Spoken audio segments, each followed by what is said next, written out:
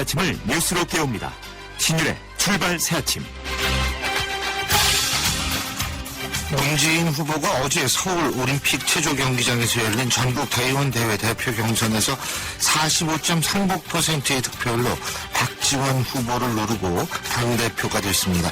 박지원 후보의 득표율 41.78%인데요. 그런데 민주당 시절에 대부분의 사례를 보면 최소 50%를 넘는 득표율로 당대표로 당선되는 경우가 많았는데요. 그런데 지금 문재인 신임 당대표는 과반수에 못 미치는 득표율로 당대표가 됐습니다. 이런 경우 본인의 일성처럼 박근혜 정부와의 전면전 선포보다는 내부 분위기부터 다잡아야 하는 것이 옳다는 생각이 들 수밖에 없는데요. 물론 박근혜 정부와의 전면전 선포는 그렇기 때문에 이 내부 결속을 위한 외부로의 시선 돌리기라는 고전적 전법의 일환일 수 있다는 해석도 가능합니다. 어쨌든 문재인 대표 체제는 총선 승리는 고사하고 우선적으로 당내 결속부터 이루어야 하는 과제가 있다는 생각입니다. 이것이 여의치 못할 경우는 총선 승리는 고사하고 분당 얘기마저 나올 수밖에 없는 상황에 처해질 가능성도 있기 때문인데요. 그렇기 때문에 어떤 당내 조치로 계파 갈등을 없애려고 노력할지 주목할 수밖에 없습니다. 문재인 대표 체제 과연 순항할지 지켜볼 수밖에 없는 이유로 바로 여기에 있습니다. 12.6도 꽁꽁 얼어붙은 월요일에 보내드리는 신율의 출발 새 아침, 오늘 순서 시작합니다.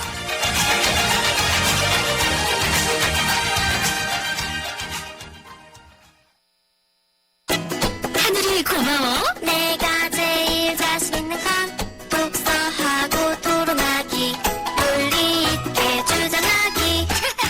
독서 토론 시키니까 성적이 쑥쑥. 공부의 DNA를 만들어주는 하늘이 독서 토론 연수. 1577-1909. 뉴스를 읽어드립니다. 뉴스를 보여드립니다. 뉴스를 들려드립니다. 최영일의 뉴스 매거진. 지금까지 들어온 뉴스 정리해보겠습니다. 최영민 시사평론가 나와 계십니다. 어서 오십시오. 안녕하세요. 예. 엄청 추워요. 영하 12도라고 합니다. 이야, 영하 12도. 네, 밖에 5분 서 있기가 힘들다고 하는데요. 예, 그건 조금 뻥이고요. 왜냐하면 제가 아까 담배 피러 옥상에 나갔었는데 네. 5분 정도 서 있어도 뭐 괜찮아야 합니다. 예. 근데 아까 되게 신 교수님은 강하셔서 그렇죠. 별 말씀. 저는 오늘 담배 못 핍니다. 오늘 카피 어떤 겁니까? 오늘 카피 전면전 좀 무시무시합니다만 예. 우선 뭐 정치적이고 상징적인 의미로 봐주시고요. 예. 아까 이제 오프닝 멘트 해주신 대로 어제 오후 6시가 넘어서 그동안 말도 많고 탈도 많았던 제1야당 새정치민주연합의 전당대회가 막을 내렸습니다. 예. 뭐 가장 큰 관심 당권, 당대표 문재인 의원이 선출됐고요. 그 외에 이제 최고위원은 주승용, 정청래, 전병헌, 오영식, 유승희 예. 이 5분의 의원이 되셨고 문제는 그동안 계속 박빙이라고 이야기를 해왔는데요. 예. 역시 뚜껑을 열어보니까 박빙이었습니다. 예. 이 어찌 보면은 박지원 후보가 권리당원 투표하고 예. 일반 당원 여론조사에서는 이겼고요. 예. 문재인 후보의 경우에는 이제 어제 현장에서 대의원 투표 그리고 이제 국민 여론조사 다 예측했던 대로예요. 예. 거기서 간극을 좀 벌리긴 했지만 불과 3.52% 차이입니다. 아하. 여기서 문재인 의원이 당선된 것보다 예. 박지원 후보의 입장이 더 이제 초미의 관심이었는데 예. 그래도 이제 담담한 모습을 보이면서 이 결과가 나오는 순간 좀 의연한 표정을 짓기도 했는데요. 예. 이 기자들에겐 당연히 승복해야죠. 이렇게 운을 뗐습니다. 예. 웃으면서 선거 결과는 반드시 승복해야 되고 승자가 잘 해주기를 바라고 자신은 당원으로서 그 의무를 다해 나갈 것이다. 이렇게 이야기를 하고 이제 자리를 떠났는데요. 이 자신의 득표의 의미에 대한 해석을 했습니다. 우리 당의 개파 정치가 청산되어야 한다는 것을 절반이 넘는 당원과 국민들이 결정했기 때문에 앞으로 이것을 문 대표가 잘 하시리라고 본다. 이 네. 입장, 이 쐐기를 박은 거죠. 예. 자, 오늘 뭐 아침에 문재인 의원과 이 신임 최고위원들은 박정희 이승만 대통령 묘소 참배를 시작으로 해서 국론 분열과 갈등을 끝내겠다. 앞으로 개파의 기억자도 나오지 않게 하겠다. 이렇게 여러 가지 이야기를 했는데요. 네. 그럼에도 불구하고 헤드라인에 오늘 다 박혀 있는 것은 전제가 있습니다. 그러니까 민주주의와 서민 경제를 계속 파탄내는 경우에 이 박근혜 정부와 전면전을 시작하겠다. 이렇게 이야기를 했는데 이 대목에 대해서 이제 여야의 입장이 좀 매우 날카롭게 교차하겠죠. 새누리당의 경우에는 이 문재인 신임 당대표가 정부와의 전면전을 언급한 데 대해서는 이율배반적인 발언이다. 이렇게 논평을 내놨는데 네. 김무성 대표가 기자들과 만난 자리에서는 전면전 선언은 좀 유감스러운 일이지만 그럼에도 불구하고 잘 협조해서 전국을 잘 풀어나가도록 하겠다. 이렇게 답변을 했습니다. 근데 그 일성으로 이렇게 전면전 센 이야기를 한 거죠. 전제 조건은 있지만 이런 얘기하는 경우가 그렇게 많지가 않거든요. 맞습니다. 그러니까 여당도 굉장히 놀랐을 겁니다. 아마. 당혹하죠. 예. 근데 뭐 제가 아까도 말씀드렸지만 이 전면전이라는 게 이중적 의미가 있을 수도 있거든요. 어떤 대여 강경 이미지를 하는 경우가 동시에 이 당내에 있어서의 분란을 그렇죠. 대여의 전선을 강화함으로써 좀 이렇게 네, 누그러뜨리려고. 모르십니다. 외부의 적을 설정하면 내부 뭐 단합이나 통솔이 좀 쉽지 않을까. 리더십에서 이제 흔히 쓰는 방법이죠. 예. 이례적으로 이제 이 주목된 것은 또 청와대인데요. 청와대는 침묵했습니다. 대신에 청와대는 어제 오전에 예. 이 야당의 이 당대표 선거 있기 전에 이 속보가 나왔는데요.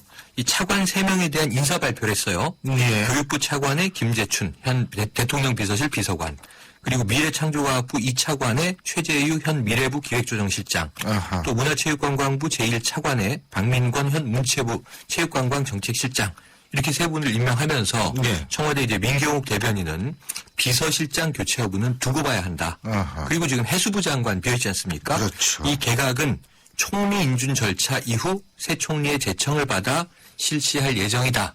빠르면 오는 12일 정도 개각 발표가 있을 수 있다라고 이제 이 기자들이 전언을 했는데요. 여기서 미묘한 대목은 새 총리 인준이 이번 주 될 수 있을까?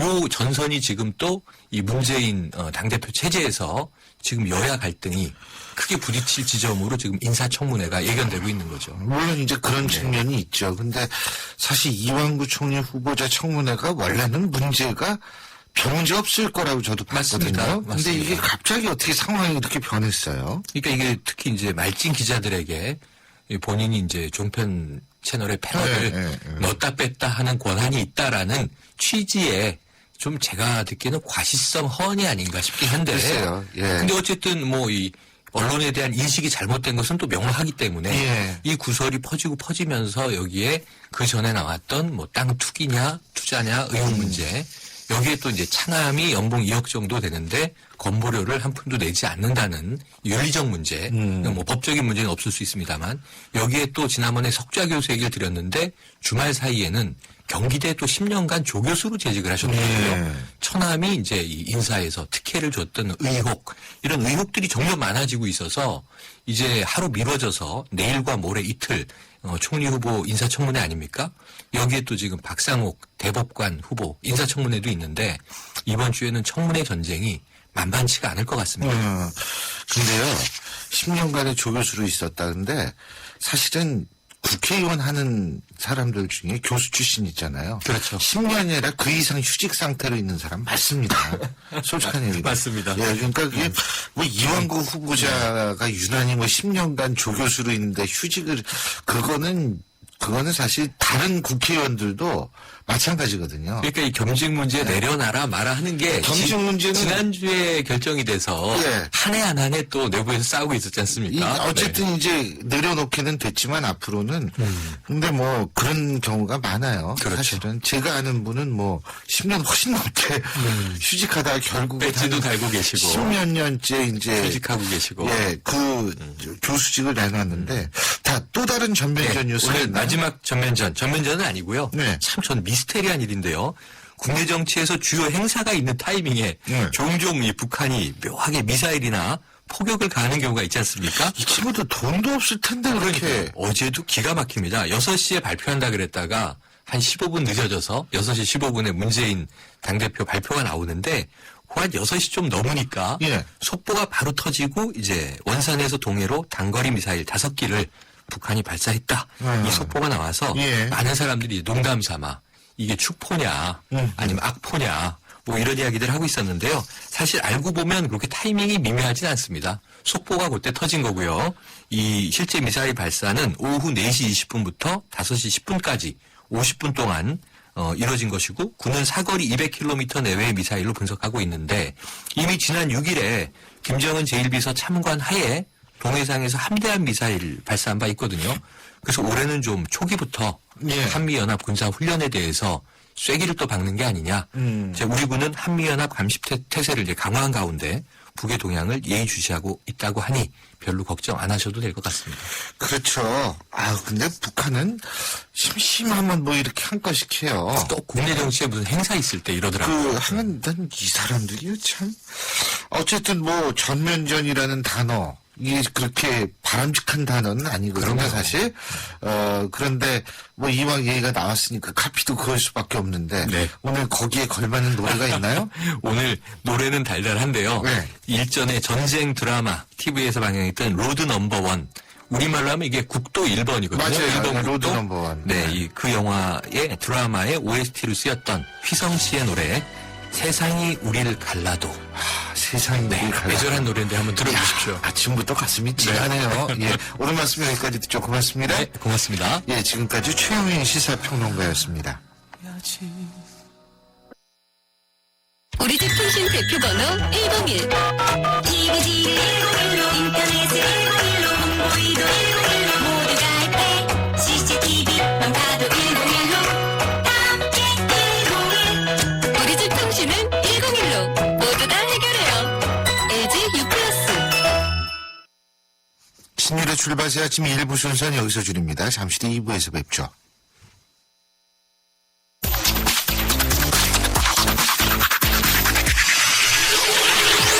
신유의 출발 새 아침. 신율의 출발새 아침 2부 순서 광고 듣고 시작합니다.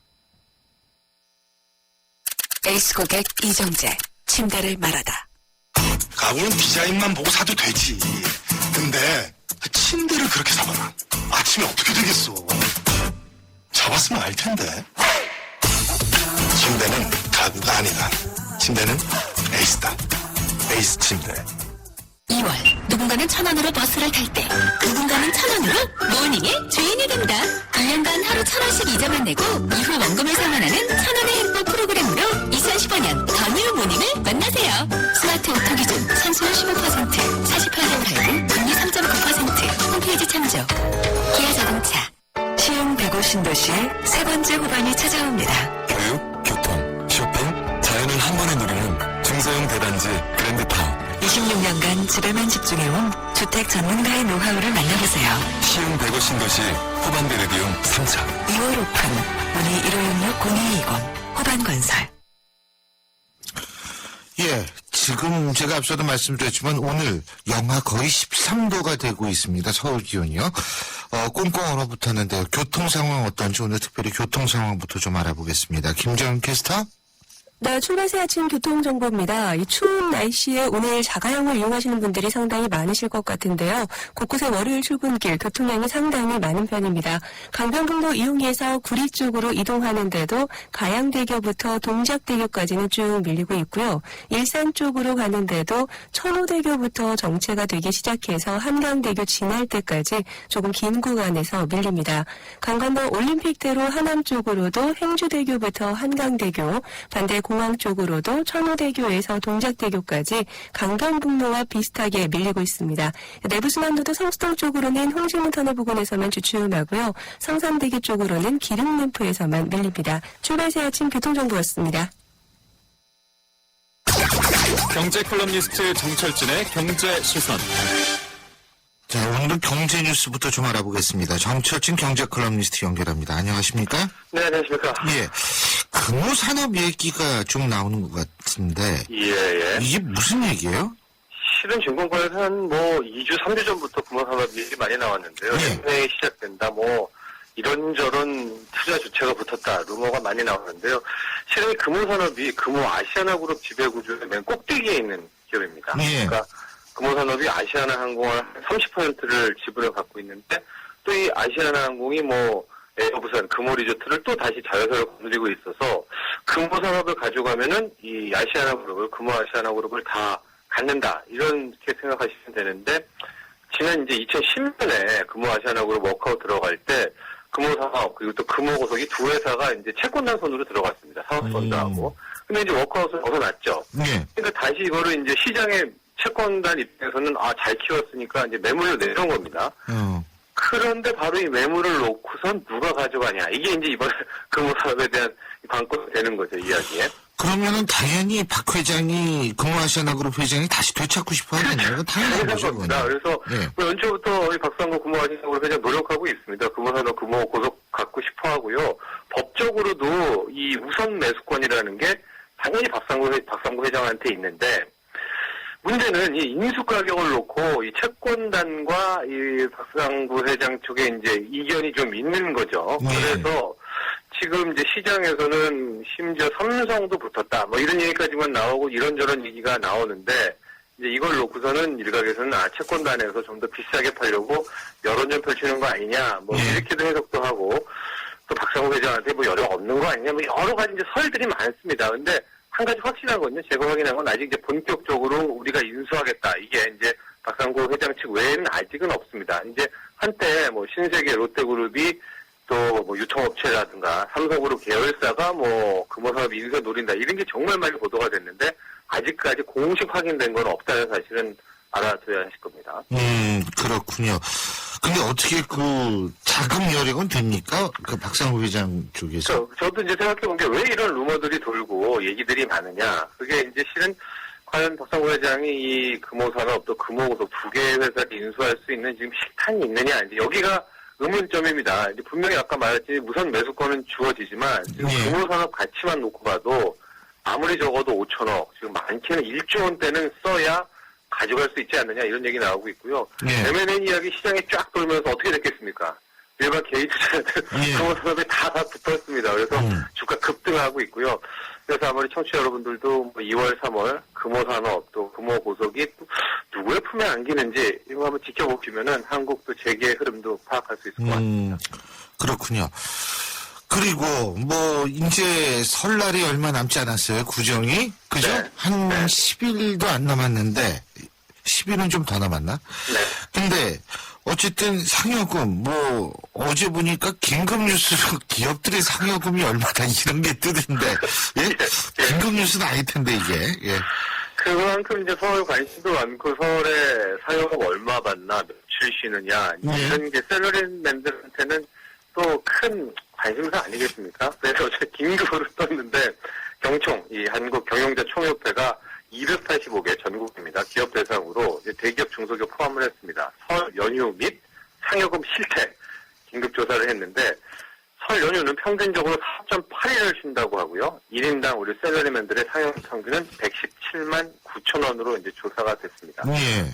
작년에는 연휴에 4일 쉬고 상여금이 한 113만 원이었거든요. 그러니까 조금은 개선이 된 건데 하지만 이건 평균치고 좀 더 세분을 해보면은 약간 많이 명암이 엇갈립니다. 이제 대기업과 중소기업 비교를 해보면은 대기업은 1인당 평균 상업이 170만 4천 원, 중소기업은 106만 5천 원, 한 뭐 60만 원, 63만 원 정도 차이가 좀 나죠. 예. 또 그리고 더 중요한 거는 이걸 다 지급하는 게 아니라 한 대기업은 79.5%, 중소기업은 77.6%만 우리는 상여금 줄 거야. 이렇게 답을 했거든요. 그러니까 셀러리맨의 한 20% 정도는 이제 특별한 설 상여금을 받지 못할 것이다. 이런 것도 우리가 파악할 수 있겠습니다. 그러면 더 쉬어야죠. 그나마 다행인 게 이 연휴의 차이는 없었습니다. 그러니까 토요일, 일요일 포함해가지고 지금 5일을 쉬겠다는 기업이 75.6%였는데 대기업이 중소기업도 4.6일을 쉰다고 하니까 그 5일간은 어쨌든 쉴 수가 있다. 그래서 그렇죠. 네, 이번 뭐 상여금 뭐 차 이런 것도 가슴 아프고 하시겠지만은 또 푹 쉬다 오는 거에 의의를 두고 가족과 함께 자리 마련하고 이런 것들로 또 그럼 어떨까? 그렇습니다. 네, 예. 해봅니다. 축산농가만 이 방문을 자제하시면 될 것 같습니다. 진짜로. 예. 오늘 말씀 여기까지 듣죠. 고맙습니다. 네, 감사합니다. 정철진 경제컬럼니스트였습니다. 여러분은 지금 대한민국 유일의 보도 채널 YTN 뉴스 FM에서 보내드리는 신율의 출발 새 아침을 듣고 계십니다.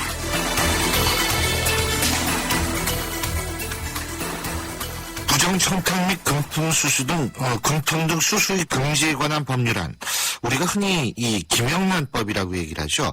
이 김영란법을 둘러싸고 국회 내 논의가 뜨겁습니다. 국회 법사위에서 위헌성 등을 이유로 김영란법 수정 가능성을 시사하니까 소관 상임위인 정무위가 즉각 반발하고 나선 건데요. 법사위에서 지적한 내용들 과연 어떤 것인지 그리고 어떻게 앞으로 논의가 전개될 것인지 국회 법사위원장이시죠. 새정치민주연합 이상민 의원 연결해서 입장 들어보겠습니다. 의원님 안녕하세요. 네, 안녕하세요. 예. 지금 이 김영란법 논의의 핵심 쟁점, 이게 이제 적용 대상, 뭐, 부정, 청탁, 형사, 처벌 이런 기준, 이게 사실 전부인데 말이에요. 근데 지금 김영란법 원안에는 공직자도 들어가 있고, 언론인도 들어가 있고, 사립학교, 사립유치원 종사자도 들어가 있고, 가족도 들어가 있죠. 그렇죠? 당초에 김영란법 원안은 예. 공직자만 한정해놨습니다. 공직자만요? 예, 근데 이제 정무위에서 심의하면서 그 민간 부분인 사립학교와 예. 언론인들까지도 확대해서 포함을 시켜버린 것이죠. 정무위에서 그렇다는 거군요. 정무위와는 좀 다릅니다. 예. 그러면은 정무위에서 이걸 다 포함을 시켰다.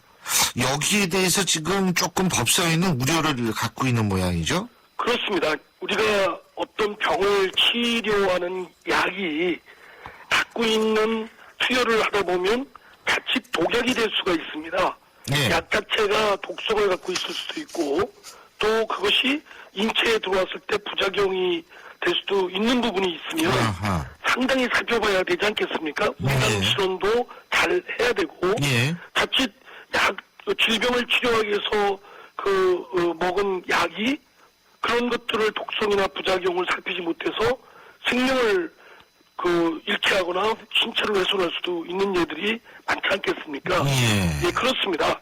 당초에 이제 공직사회의 부패 구조를 뿌리 뽑겠다고 해서 대상은 공직자에만 한정을 했고 그거조차도 대상이 너무 넓다 포괄적이라고 해서 정무위에서 위헌 시비가 있었는데 갑자기 이제 민간 부분 이제 사립학교나 또는 언론인까지 포함시켰는데 정작 사립학교에는 선생님들, 뭐 교수님이나 선생님들은 해당이 되는데 문제가 됐던 뭐 재단 이사장이나 재단 이사는 또 빠져 있거든요.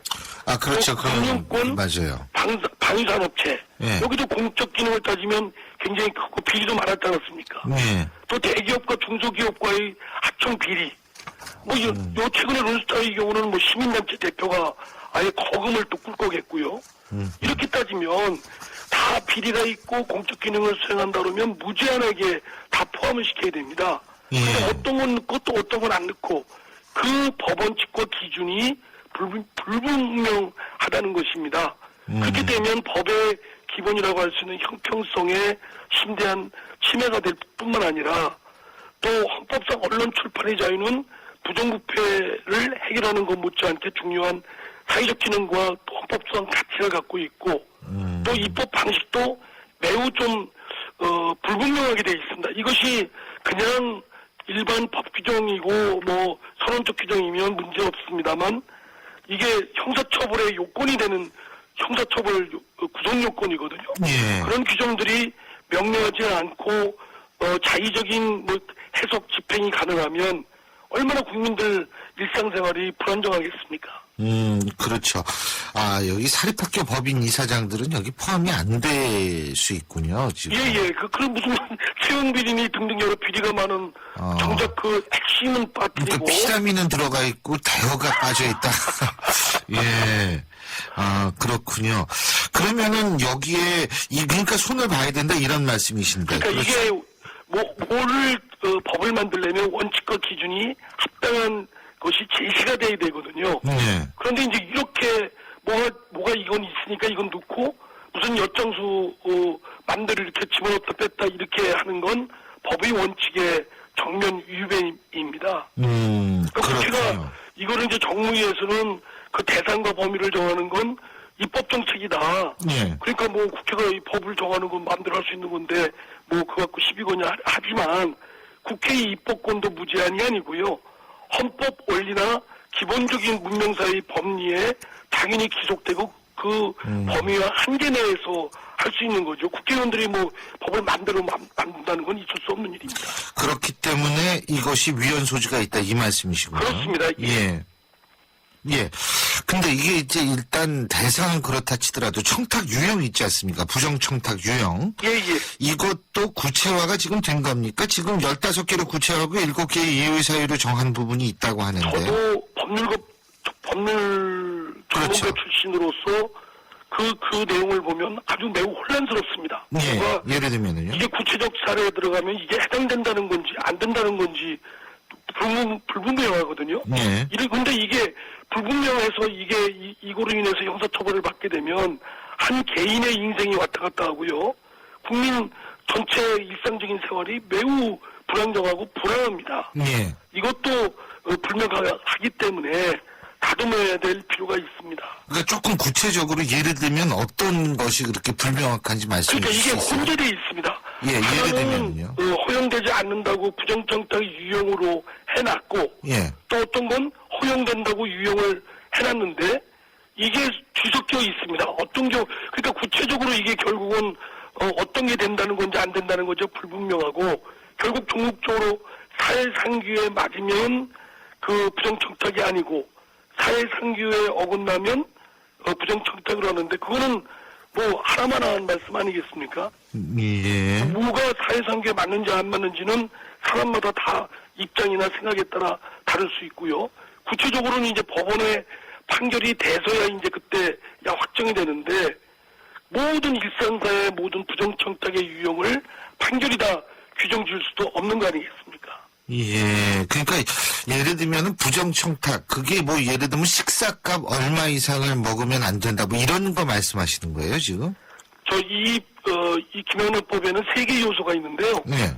법에 위반된 청탁을 해서는 안 된다는 부정청탁 금지가 있고요. 네. 일정 금액 100만 원 이상을 주고받고 그렇죠. 해서는 안 된다는 네. 금품 향응 금지가 있고 이번 정부에서 또 빠진 것이 이해충돌 방지 금지가 있습니다.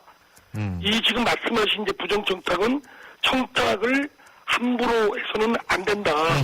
뭐 그러나 이제 뭐 민원이나 정당한 법의 뭐 청원 같은 건 가능하다고 하는데 그 경계가 불분명하고 정무위안을 보면 된다 안 된다의 그 유형이 그거를 좀 불분명해서 구체적 사례를 규정했다고 하는데 그거조차도 오히려 더 헷갈리게 해놨습니다.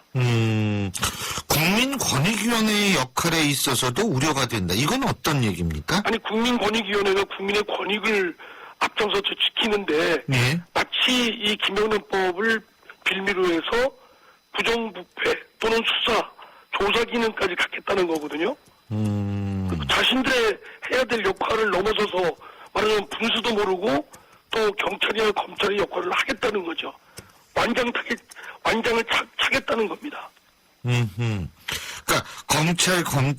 검찰과 경찰이 법 집행의 주체가 아니다. 이 지금 김영란법에 관해서는요. 그것도 이런 이제 말씀이시죠? 이 불분명하게 혼란스럽게 되어 있는데 어떤 건 경찰과 검찰이 능히 당연히 할 수 있도록 이걸 전제로 하고 있는 것도 있고 어떤 건 권익위원회가 직접 나서서 하도록 되어 있는 것도 있고요. 예. 그러니까 총체 국민 입장에서 보면 경찰, 검찰의 권익위원회가 또 하나가 등장하는 겁니다. 근데 원래 김영란법도 그렇게 돼 있었나요? 그렇지 않습니다. 예. 권익위원회는 사실 권익위원회가 어떤 제보를 받으면 이거를 일정 부분 조사를 하더라도 결국 최종적으로 형사처벌의 대상이 되는 건 예. 경찰과 검찰에 넘겨야 되겠죠. 예. 그렇다면은 원래 김영란법으로 통과를 시키면은 문제가 없다 이렇게 보시는 겁니까? 최소한 그것 자체도 좀 거칠기는 하지만 일정 부분 김영란법이 예. 권익위원회에서 일정 부분 다듬어졌기 때문에 당초의 김영란법, 그러니까 제가 낸 법안이 있습니다. 있죠. 예, 예전에. 그거는 김영주 새정치민주연합의 의원이 낸 법안 중에 예. 그 정도의 한정에서 다듬어서 내면 별 문제가 없는데 이게 이제 확장하고 어떤 건 또 있던 것이 또 빠지고 입법 형식이 바뀌어가면서 상당히 좀 혼란스러워진 거죠. 예. 그러니까 결국은 취지도 못 살리고 더 모호해졌다라는 얘기인데. 잘못됐다가는 이게 어떤 효과를 보려면 선택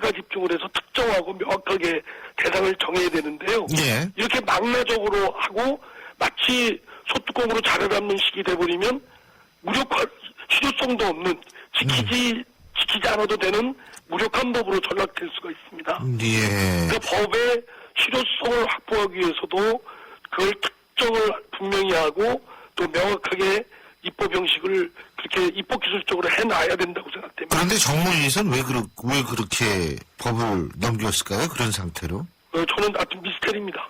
저 당초에 김영란법 원안도 그 대상이 너무 넓다, 포괄적이다고 해서 위헌이라고 질질 끌었거든요. 그래서 1년 반 동안 그렇게 있다가 갑자기 무슨 독립투사들처럼 그거를 그냥 국민의 명령이다 뭐 이러면서 넣어가지고 이거 반드시 한국 사회의 저 부정부패 깨끗한 사회를 만들기 위해서는 이 원안을 손끝 하나 건들면 안 된다. 이런 말씀들을 하시는 분들이 계신데 조금 저는 그 과정이 이해가 안 됩니다. 예, 그렇군요. 어쨌든 공청회가 23일부터 열리나요? 예, 그렇습니다. 23일 날 하는데요. 예. 그렇다고 그동안에 뭐 법사위 위원들이 이거를 뭐 손 놓고 있는 건 아니고요. 언론에서 보면 23일 날 공청회에서 언제 그거를 뭐 심의해가지고 통과시키냐 그러는데 그건 아니고요. 그 업무 보고나 등등이 할 때마다 각 의원들마다 자신들 입장을 정리하기 위해서 외부의 전문가의 힘을 빌릴 거고요. 또 나름대로 검토를 할 겁니다. 다만 이제 일정이 이번 2월 달에 구정이 끼고 또 대법관 청문회 등이 일정이 껴 있어서 23일로 부득이 잡은 건데요. 이거를 촉박하지만 심의하고 2월 국회 통과시키는데 촉박하지만 그렇다고 뭐 못하는 건 아닙니다. 지금이 다 나와 있기 때문에 뭐 안 되면 정무위 안 그대로 통과시킬 수도 있고요. 저희들이 정무위 협의해서 위헌적 요소를 있는 걸 다듬어서 고칠 수도 있고 도저히 저희가 손댈 입장이 아니면 정무위에 보낼 수도 있고요. 그렇군요. 뭐 어쨌든 그 법을 만들 때 시간 지키는 것도 참 중요한데 잘 만들어야겠죠 일단. 재헌국회 때부터 지금까지 위헌 결정을 받은 게 약 500개나 됩니다. 아, 그렇군요. 이로 인해서 위헌 결정을 위헌적 법률을 만들어서 국민의 기본권이 침해되면 그 피해는 누가 책임을 지겠습니까? 알겠습니다. 어제 또 새정치민주연합에서는 그 문재인 의원이 당대표로 당선이 됐죠? 어떻게 보셨어요? 근데 의외로 이 퍼센테이지, 그러니까 득표율 차이가 많지가 않더라고요? 저는 잘 된 것 같습니다. 맨 처음에는 대선 후보까지 지냈고, 지명도나 등등이 여러 가지 볼 때, 당내 뭐 여러 가지 분포도를 볼 때, 문재인 후보가 뭐 거의 압도적으로 이길 것이다. 라고 했는데 근소한 차이였지 않았습니까? 그렇기 때문에 문재인 신임 대표도 어제 당선 소감에서 말했듯이 자신이 해야 될 수임은 계파를 넘어서서 통합과 혁신에 나아가는 것이다. 특히 자신을 반대한, 자신을 지지하지 않았던 그에 대한 당원들이나 국민 여론의 목소리에 더욱 귀기울이겠다라고 한 건 오히려 신임 문재인 대표가 당 리더십을 잘 이끌어가는 약이 될 수 있는 좋은 기회라고 생각합니다. 근데 의외로 말이에요. 그러니까 이게 지금 사실 새정치민주연합의 전당대회 과정을 이렇게 보면 굉장히 그 양측에 있어서의 갈등이 극에 달하지 않았습니까? 그리고 좀 적절치 않은 표현들도 하셨고요. 그런데 이제 취임 일성이 뭐냐면 박근혜 정권, 물론 전제 조건은 있습니다. 서민 경제를 계속 파탄날 경우에는 전면전을 불사하겠다 이런 내용의 얘기인데 전면전이란 단어가 상당히 강한데 말이에요. 글쎄요. 이제 저도 굳이 거기는 뭐 그냥 지금 당장 박근혜 정부와 전면전하겠다는 뜻이 아니고 그렇죠. 전제 조건이 있죠. 민주주의와 서민 경제를 계속 이런 식으로 파탄시키면 가만 안 있겠다라는 강한 의사표시로 그렇게 표현한 건데 표현은 제가 볼 때는 어제 당선된 입장에서 좀 적절치는 않았다고 생각됩니다. 그런 뜻은 박근혜 정부가 지금 너무나 국민들을 이렇게 어렵게 만드는 상황이 지속되고 고집불통으로 나갈 경우에는 뭐 결국은 야당은 어쩔 수 없죠. 그 국정을 바로잡기 위해서라면 강력한 방법을 동원해서 바로잡도록 한다 하는 건 마땅한 거니까요. 박지원 의원 같은 경우에 이제 아슬아슬하게 졌는데 이 계파정산 청산하라는 뜻이 오히려 더 이 충분하게 반영이 됐다라는 해석을 하고 있는 모양입니다. 어떻게 보십니까? 예, 아까 말씀드렸듯이 아주 근소한 차이로 예. 당초 예상과 달리 문재인 후보가 됐고 박지원 대표께서도 그 상당 부분 득표를 했기 때문에 그 뜻이 당원과 대의원 또 국민들이 뜻이 담긴 거라고 저는 보고 있습니다. 예. 그래서 오히려 신인 문재인 당대표가 이러한 점을 잊지 말고 이를 오히려 경계를 삼아서 당 화합과 결속을 높이는데 개파주의를 넘어서는 그런 모습을 잘 보이면 오히려 저는 좋은 약이 되고 저희 당의 발전에 크게 기여할 거라고 생각합니다. 예, 잘 알겠습니다. 어쨌든 뭐 문재인 신임 대표 잘 이끌어야죠. 그게 또 우리나라에 위해서도 좋은 일이니까요. 예, 문재인 당대표만의 역할이 아니라 저희들이 또 잘 또 해서 그렇습니다. 그런 것도 결속하고 예. 정당의 바람직한 모습을 보이도록 최선을 다하겠습니다. 예, 오늘 말씀 잘 들었습니다. 고맙습니다. 네, 감사합니다. 지금까지 국회 법제사법위원장이시죠. 새정치민주연합 이상민 의원이었습니다. 안녕하세요. 이서진입니다. 투자는 수익성과 안정성, 둘 다 중요하죠. 모든 준비는 끝났습니다. 그래서 올셋, NH 농협금융과 글로벌 자산운용사 아문디가 만난 NHCA 자산운용 올셋 투자. 레디? 올셋. NHCA 자산운용.